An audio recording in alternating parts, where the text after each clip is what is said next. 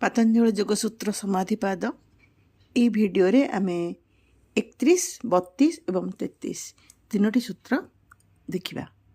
31 सूत्र 31 दुख दौर्मन्यस्यांगमेजयत्व श्वास प्रश्वास विक्षेप सहभूवः।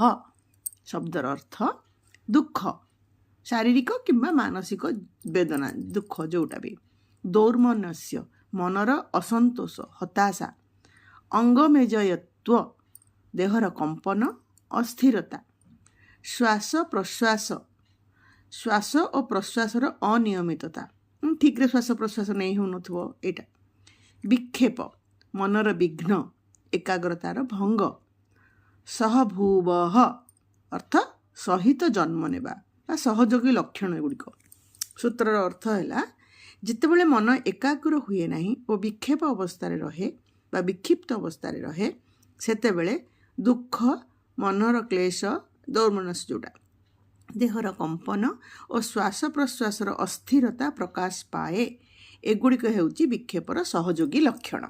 ता व्याख्या देखिबा।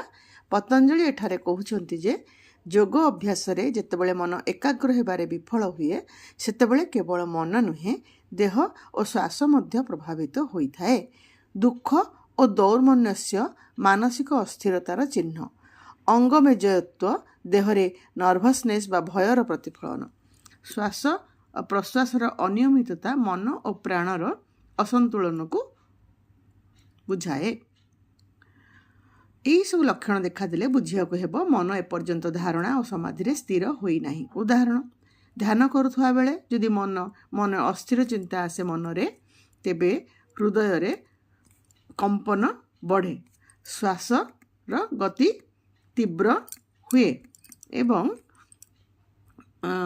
किंबा देह कंपिला भलिया लगे तेबे यही गोटे विक्षेपर लक्षण बोली आम को बुझा हेब। पतंजलि योगसूत्र समाधिपाद समाधिपादर आज 32 और 33 नंबर सूत्र देखिबा। 32 सूत्र तत्प्रतिषेधार्थम एक तत्वाभ्यास शब्दर अर्थ गुड़िक देखिबा। तत् माने सही माने सही विक्षेप गुड़िक जहाँ आम पूर्व सूत्र देखिले। प्रतिषेध है निवारण एक तत्व गोटे तत्व अभ्यास है निरंतर अभ्यास। सूत्रर अर्थ देखिबा। यही विक्षेप को नाश करिबा पई गोटे तत्व रे निरंतर अभ्यास दरकार बा आवश्यक। व्याख्या देखिबा। चित्त अनेक दिगरे गति कले अस्थिर हुए गोटे लक्ष्य मंत्र किंबा तत्व रे मन को बांधि रखिले अंतराय दूर हुए। उदाहरण दीपर आलोक जदि गोटे स्थान रे पड़े सही स्थानटी आलोकित हुए सेहीपरि मन जदि गोटे तत्व रे लागे तेबे एकाग्रता बढ़े। सूत्र 33 बड़ सूत्रटीए किंतु बेसी किसी कष्ट कथा मध्य नुहे। मैत्री करुणा मोदित प्रेक्षाणां सुख दुख पुण्य पुण्य विषयाणां भावनातश्चित्त प्रसादनम।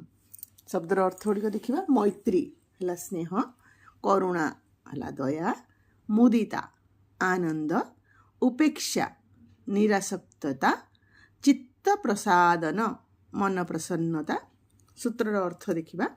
मैत्री करुणा मुदिता और अपेक्षा यही चारिटी भावना अभ्यास कले चित्त प्रसन्न हुए। उदाहरण जमती कहार समृद्धि रे आमे ईर्ष्या करिबा नहीं।